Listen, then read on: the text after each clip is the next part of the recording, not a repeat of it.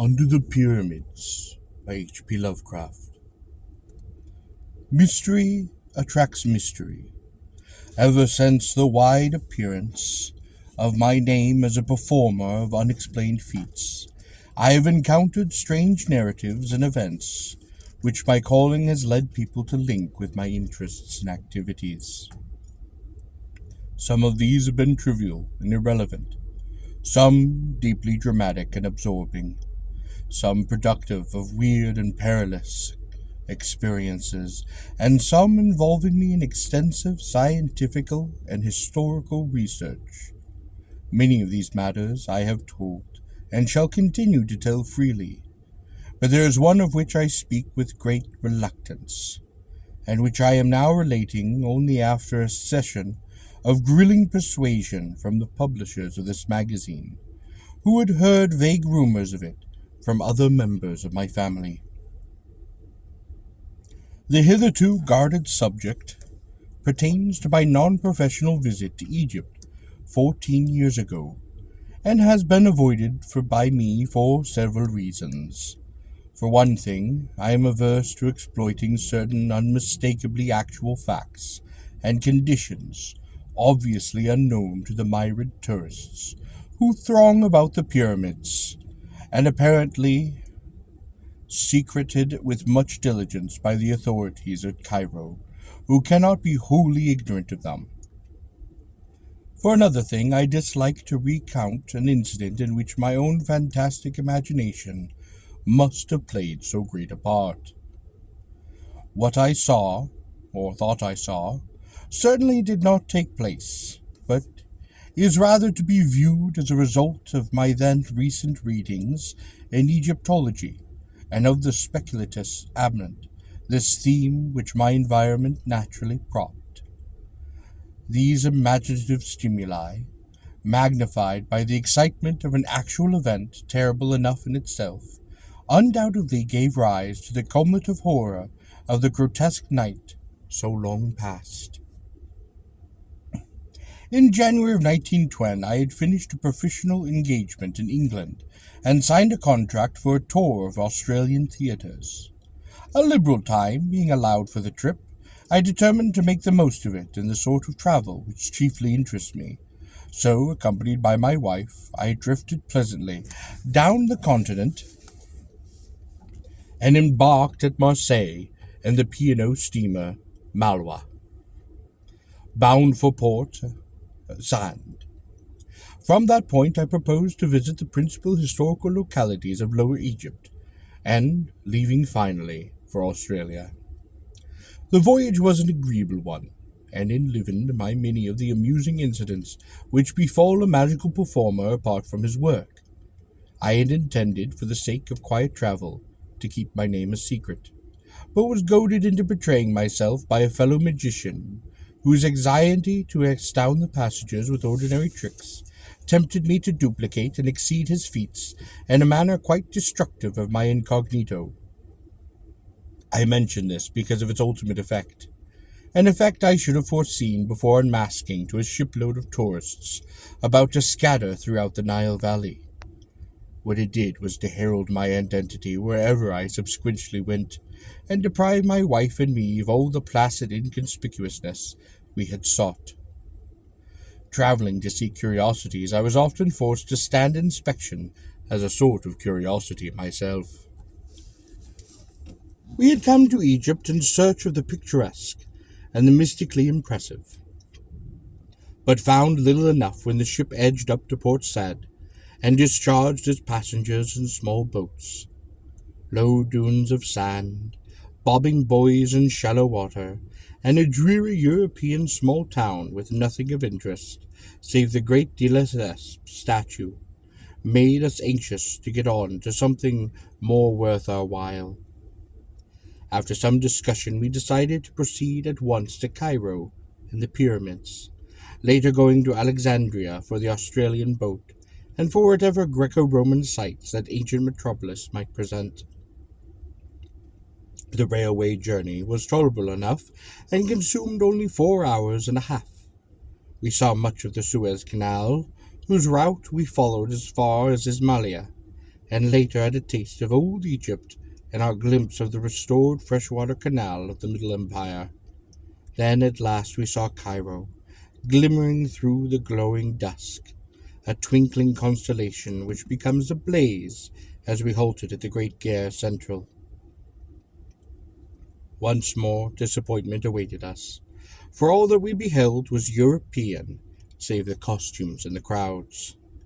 A prosaic subway led to a square teeming with carriages, taxicabs, and trolley cars, and gorgeous with electrical lights shining on the tall buildings, whilst the very theatre where I was vainly requested to play, and which I later attended as a spectator, had recently been renamed the American Cosmograph. We stopped at Shepherd's Hotel, reached in a taxi that sped along board smartly built-up streets, and amidst the perfect service of its restaurant, broad, smartly, and elevators, and generally Anglo-American luxuries, the mysterious East and memorial past seemed so very far away. The next day, however, precipitating as delightfully into the heart of the Arabian Nights atmosphere, and in the winding ways and exotic skyline of Cairo, the Baghdad of Harlem al-Rash seemed to live again. Guided by our Baedeker, we had struck east past the Escobar Gardens, along the Mauski, in quest of the native quarter, and were soon in the hands of a clamorous Sicinario, who, notwithstanding later developments, was assuredly a master at his trade. Not until afterward did I see that I should have applied to the hotel for a licensed guide. This man, a shaven, peculiarly hollow-voiced and relatively cleanly fellow who looked like a pharaoh and called himself Abdul Rezel Throgman, appeared to have much power over others of his kind, though subsequently the police professed not to know him, and to suggest that Ray is merely a name for any person in authority, whilst Drogman is obviously no more than a clumsy modification of the word for a leader of tourist parties, a dragoman. Abdul led us among such wonders as we had before only read and dreamed of. Old Cairo is itself a storybook, a dream, labyrinths of narrow alleys, redoublant of aromatic secrets, arabesque balconies, and orioles nearly meeting above the cobbled streets, maelstroms of oriental traffic with strange cries, cracking wisps, rattling carts, jingling money, and the braying donkeys, a kaleidoscope of polychrome robes, veils, turbans, tar bushes, water carriers and diversions, dogs, cats, soothsayers, and barbers, and over all the whining of blind beggars crouched in alcoves, and the sonorous chanting of muezzins from minarets limned delicately against a sky of deep and unchanging blue. The roofed, quieted bazaars were hardly less alluring. Spice, perfume, incense, beds, rugs, silks, and brass. Old Muhammad Suleiman squats cross-legged amidst his gummy bottles, while chattering youths pulverize mustard in the hollowed-out capital of an ancient classic column. A Roman Corinthian, perhaps from neighboring Heliopolis, where Augustus stationed one of his 3 Egyptian legions. Antiquity begins to mingle with exoticism. And then the mosques and the museum.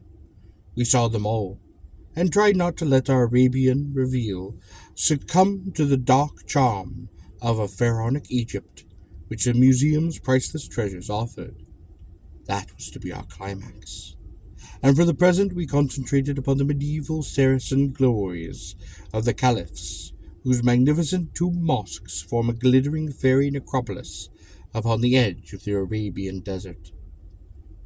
At length Abdul took us along the Shara Muhammad Ali to the ancient mosque of Sultan Hassan and the tower-flanked Bab el-Azab, beyond which climbs the steep-walled pass to the mighty citadel that Saladin himself built with the stones of the forgotten pyramids. It was sunset when we scaled that cliff, circled the modern mosque of Muhammad Ali, and looked down from the dizzying parapet over mystic Cairo, golden with its carven domes, its ethereal minarets, and its flaming gardens. Far over the city towered the great Roman dome of that new museum, and beyond it, across that cryptic yellow Nile, that is the mother of eons and dynasties, lurked the menacing sands of the Libyan desert, undulant and iridescent and evil with older arcana.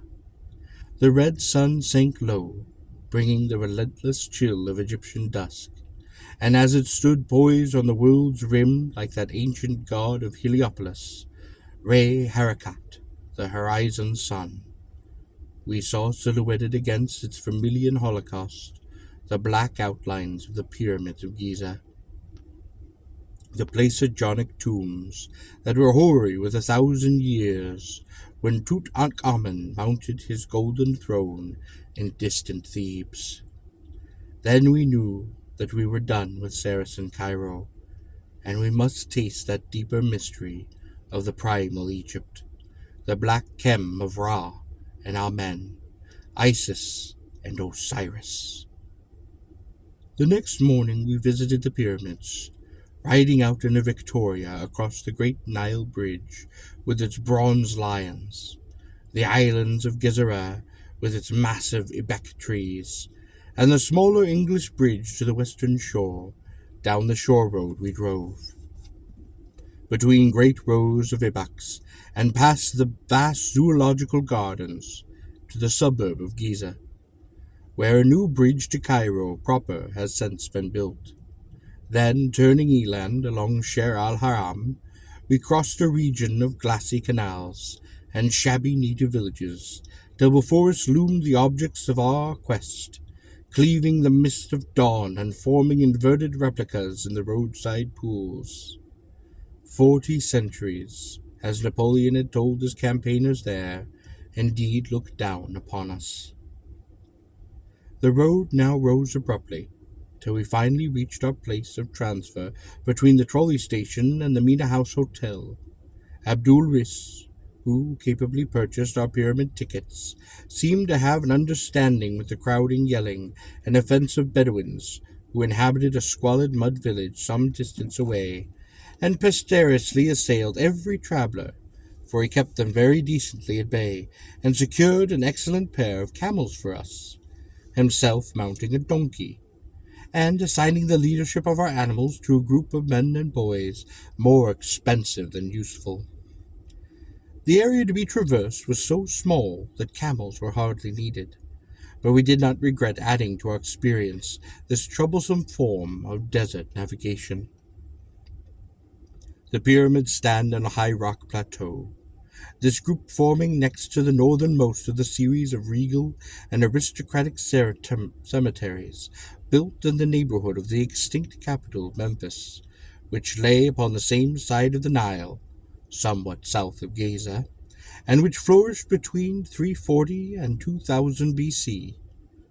The greatest pyramid, which lies nearest the modern road, was built by King Cheops, or maybe even Khufu, about 2800 BC, and stands more than 450 in perpendicular height.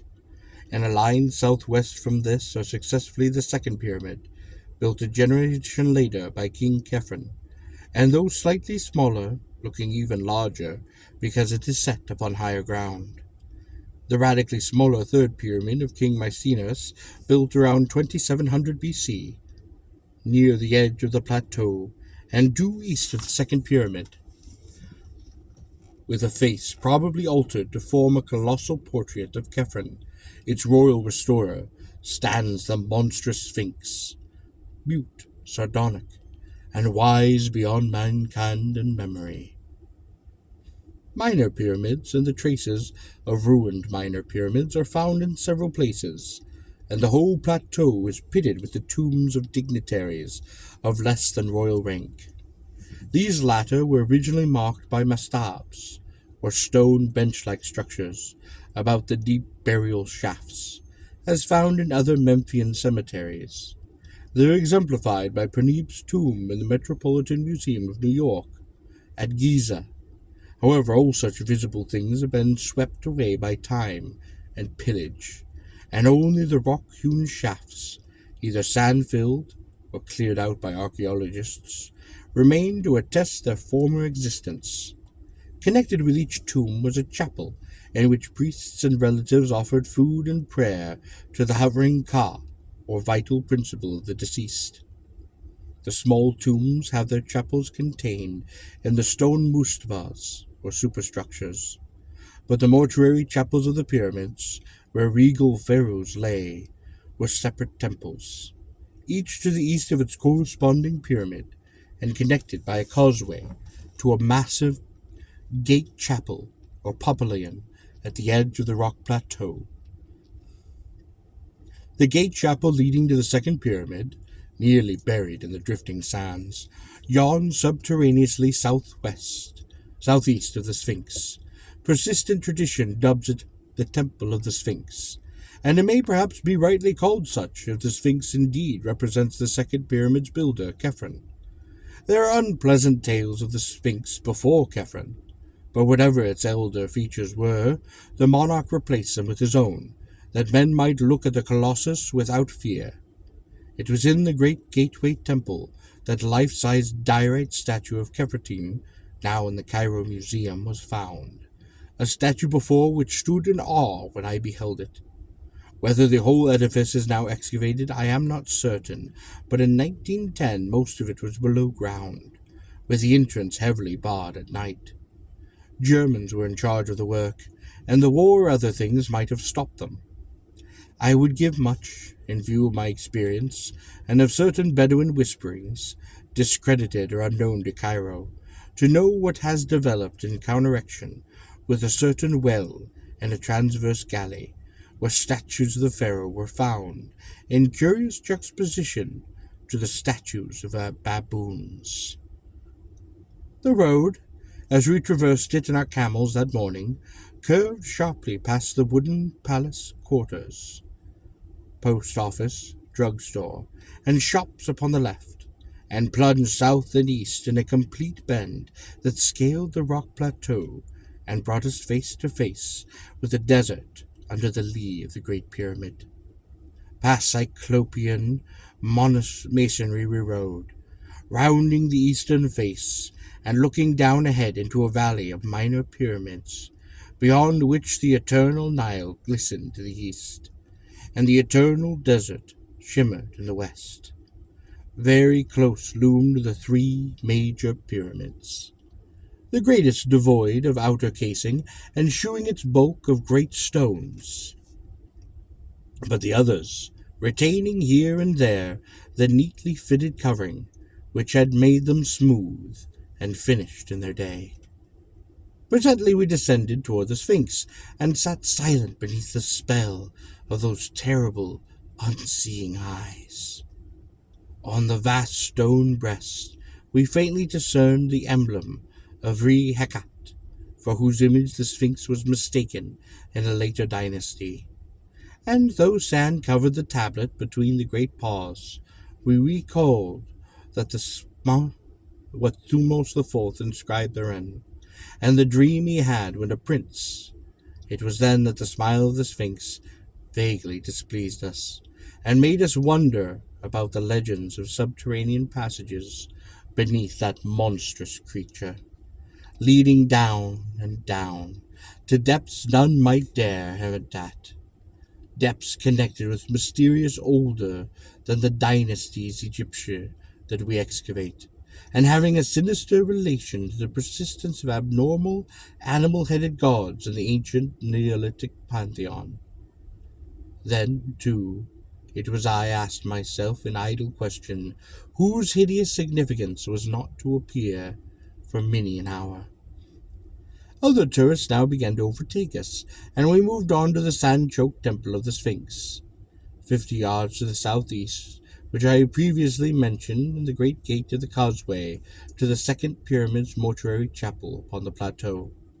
Most of it is still underground, and although we dismounted and descended through modern passageway to its alabaster corridor and pillared hall, I felt that Abdul and the local German attendant had not shown us all there was to see, and after this we made the conventional circuit of the pyramid plateau, examining the second pyramid and the peculiar ruins of its mortuary chapel to the east, the third pyramid and its miniature southern satellites, and ruined eastern chapel, the rock tombs and the honeycombings of the fourth and fifth dynasties, and the famous Campbell's tomb, whose shadowy shaft sinks perceptiously for 53 feet to a sinister sarcophagus, which one of our camel drivers divested of the cumbering sand after a vertiginous descent by rope.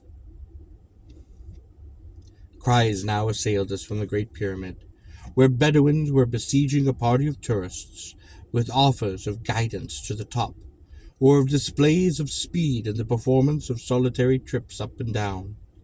7 minutes is said to be the record for such an ascent and descent, but many lusty sheiks and sons of sheiks assured us they could cut it to 5 if given the requisite impetus of a liberal bakshish. They did not get this impetus, though we did let Abdul take us up, thus obtaining a view of unprecedented magnificence, which included not only remote and glittering Cairn, with its crowned citadel and background of gold-violet hills, but all the pyramids of the Memphian district as well, from the Abu Rosh to the north, to the Dashur in the south, the Sakka Step Pyramid, which marks the evolution of the low mastaba into the true period, shewed clearly and alluringly in that sandy distance. It is close to this transitional moment that the famed tomb of Pernab was found, more than 400 miles north of the Theban rock valley, where Tutankhamun sleeps. Again I was forced to silence through sheer awe the prospect of such antiquity, and the secrets each hoary monument seemed to hold and brood over. It all filled me with a reverence, and a sense of immensity nothing else has ever given me. Fatigued by our climb, and disgusted with the importunate Bedouins, whose actions seemed to defy every rule of taste, we omitted the arduous detail of entering the cramped interior passage of any of the pyramids, though we saw several of the hardiest tourists preparing for that suffocating crawl through Chip's mightiest memorial. As we dismissed and overpaid our local bodyguard and drove back to Cairo with Abdul Rees under the afternoon sun, we half regretted the omission we had made. Such fascinating things were whispered about lower pyramid passages, not upon the guidebooks, passages whose entrances had been hastily blocked up and concealed by certain uncommunicative archaeologists who had found and began to explore them. Of course, this whispering was largely baseless upon the face of it, but it was curious to reflect how persistently visitors were forbidden to enter the pyramids at night, or to visit the lowest burrows and crypt of the Great Pyramid.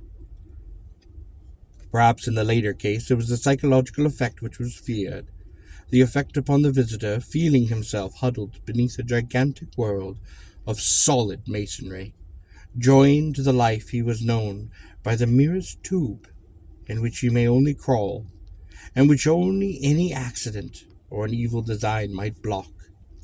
The whole subject seemed so weird and alluring that we resolved to pay the Pyramid Plateau another visit at the earliest possible opportunity. For me, this opportunity came much earlier than I expected. That evening, the members of our party, feeling somewhat tired after the strenuous program of the day, I went alone with Abdul Rias for a walk through the picturesque Arab quarter. Though I had seen it by day, I wished to study the alleys and bazaars in the dusk, when rich shadows and mellow gleams of light would add to the glamour and the fantastic illusion.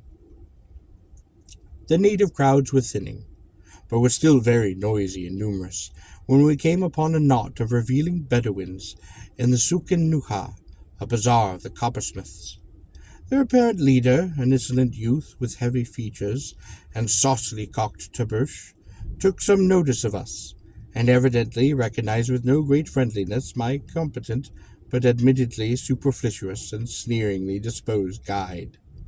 Perhaps, I thought, he resented the odd reproduction of the Sphinx half-smile, which I had often remarked with amused irritation, or perhaps he did not like the hollow and sepulchral resonance of Abdul's voice.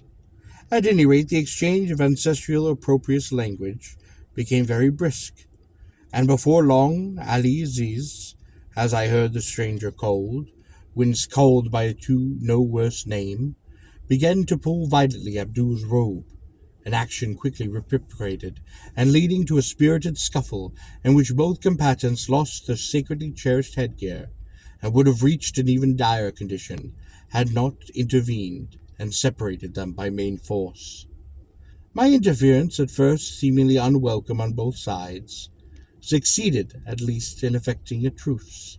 Sullenly each belligerent composed his wrath and his attire, and with an assumption of dignity as profound as it was sudden, the two formed a curious pact of honor, which I soon learned is a custom of great antiquity in Cairo, a pact for the settlement of their difference by means of a nocturnal fistfight atop the Great Pyramid.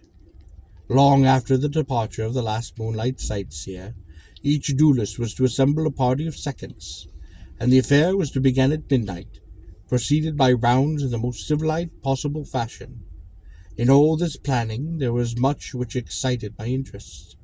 The fight itself promised to be unique and spectacular, while the thought of the scene of the hoary pile overlooking the antediluvian plateau of Giza under the wan moon of the pallid small hours appealed to every fibre of imagination in me. A request found Abdul exceedingly willing to admit me into his party of seconds, so that all the rest of the early evening I accompanied him to various dens in the most lawless regions of the town, mostly northeast of the Izgabek, where he gathered one by one a select and formidable band of congenial cutthroats as his pugilistic background. Shortly after 9, our party, mounted upon donkeys, bearing such royal or touristic reminiscent names as Ramses, Mark Twain, J.P. Morgan, and Minaha, edged through street labyrinths, both oriental and occidental, crossed the muddy and vast fortressed Nile by the bridge of the Bronze Lions, and centered philosophically between the Ibex and the road to Giza. Slightly over 2 hours were consumed by this trip, and toward the end of which we passed the last of the returning tourists, saluted the last inbound trolley car, and were alone with the night and the past and that spectral moon. There we saw the vast pyramids at the end of the avenue, ghoulish with a dim ataviscal menace which I had not seemed to notice in the daytime. Even the smallest of them held a hint of the ghastly, for was it not in this that they had buried Queen Nitocris alive in the 6th dynasty? Subtle Queen Nycteris, who once invented all her enemies to a feast in a temple below the Nile, and drowned them by opening the water gate? I recall that the Arabs whispered things about Nycteris, and shunned the 3rd pyramid at certain phases of the moon. It must have been over her that Thomas More was brooding when he wrote a thing uttered about by Memphian boatmen. The subterranean nymph that dwells mid sunless gems and glories hid, the Lady of the Pyramid. Early as we were, Alziz and his party were ahead of us, for we saw their donkeys outlined against the desert plateau at Kaf el-Haram, towards which squalid Arab settlement, close to the Sphinx, we had diverged instead of following the regular road to the men's house, where some of the sleepy, inefficient police might have observed and halted us. Here were 50 Bedouin stabled camels and donkeys upon the rock tombs of Khephr's courtiers. We were led by the rocks and over the sand to the Great Pyramid, up whose time-worn sides the Arabs swarmed eagerly. Abdul Rees offered me the assistance that I did not need. As most travelers know, the actual apex of the structure has long been worn away, leaving a reasonably flat platform 12 yards square. On this eerie pinnacle, a squared circle was formed, and in a few moments the sardonic desert moon leered down upon a battle which, but for the quality of the ringside cries, might well have occurred at some minor athletic club in America. As I watched it, I felt that some of our less desirable intuitions were not lacking. For every blow, feint, and defense bespoke stalling to my not inexperienced eye. It was quickly over, and despite my misgivings as to methods, I felt sorry, of a sort of proprietary pride, when Abdul Rias was judged the winner. Reconciliation was phenomenally rapid, and amidst the singing, fraternizing, and drinking which followed, I found it difficult to realize that a quarrel had ever occurred.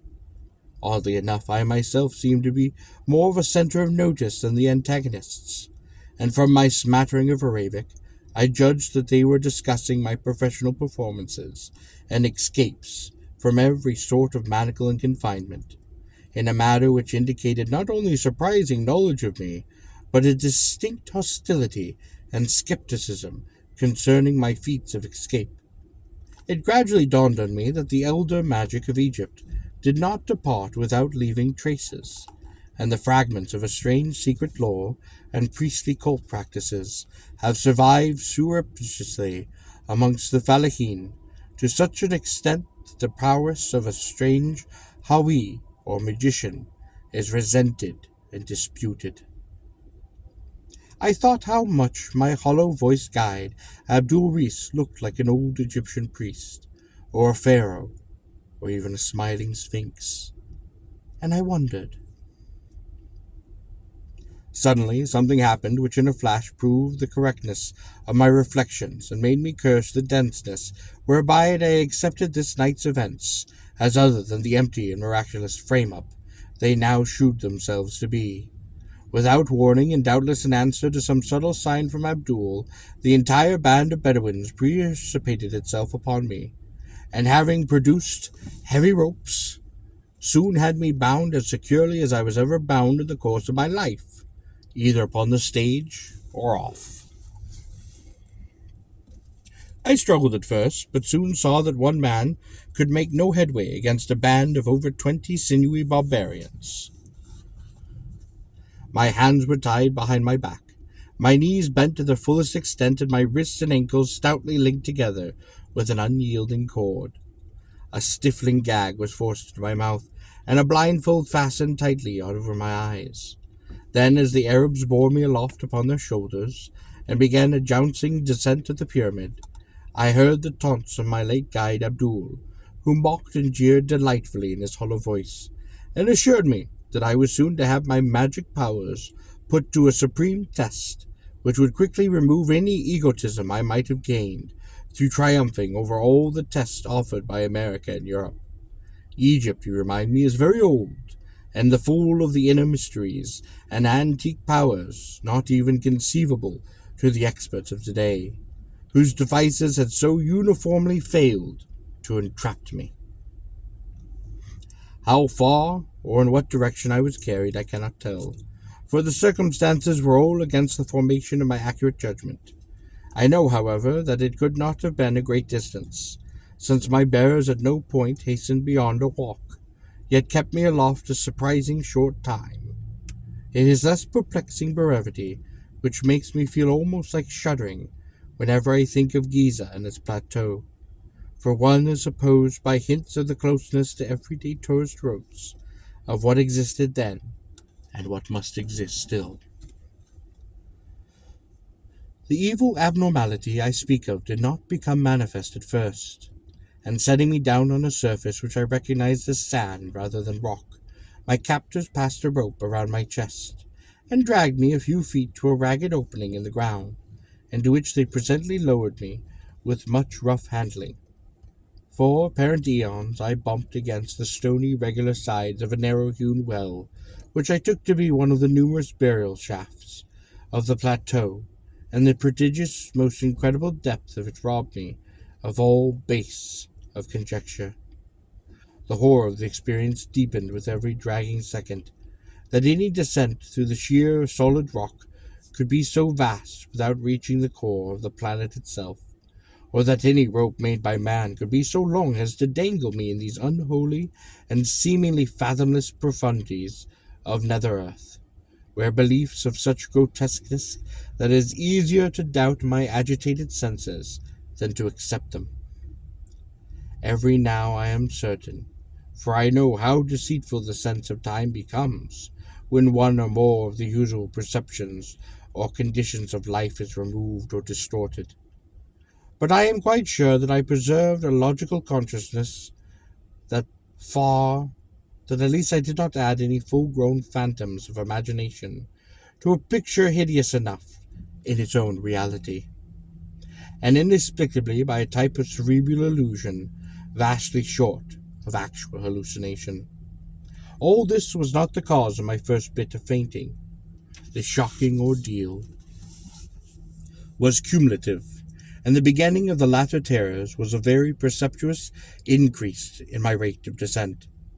They were praying out the infinitely long rope very swiftly now, and I scraped cruelly against the rough and constricted sides of the shaft as I shot madly downward. My clothing was in tatters, and I felt the trickle of blood assailed by a scarcely definable menace, a creeping odor of damp and staleness, curiously unlike anything I had ever smelt before, and having faint overturns of spice and incest that led an element of mockery. Then the mental cataclysm came. It was horrible, hideous beyond all articulate description, because it was all of the soul, with nothing of detail to describe. It was the ecstasy of nightmare, and the summation of the fiendish. The suddenness of it was apocalyptic and demonic. One moment I was plunging agonizingly down that narrow well of million-toothed torture, yet the next moment I was soaring on bat wings in the gulfs of hell, swinging free and swooping through illimitable miles of boundless musty space, rising dizzily to measureless pinnacles of chilling ether, then diving gaspingly to sucking ideas of ravenous, nauseous lower vacae. Thank God for the mercy that shut out in oblivion those clawing furies of consciousness which half unhinged my faculties and tore harpy-like upon my spirit. That one respite, short as it was, gave me the strength and sanity to endure those still greater subliminals of cosmic panic that lurked and gibbered upon the road ahead.